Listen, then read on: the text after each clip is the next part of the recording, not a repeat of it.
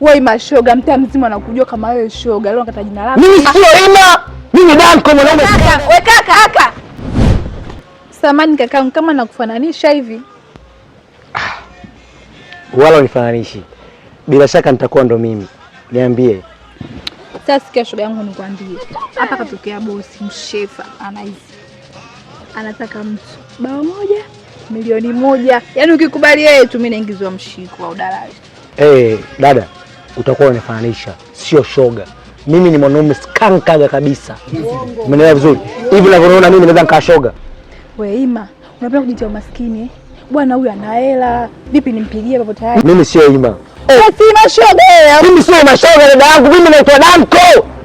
Wewe mashoga, mtaa mzima anakujua kama wewe shoga. Leo nakata jina lako. Mimi sio Ima.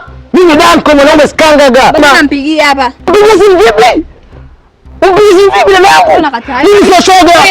Sitaki ndio. Wewe Ima shoga. Dada tafadhali. Wewe Ima. Dada, mimi sio Ima.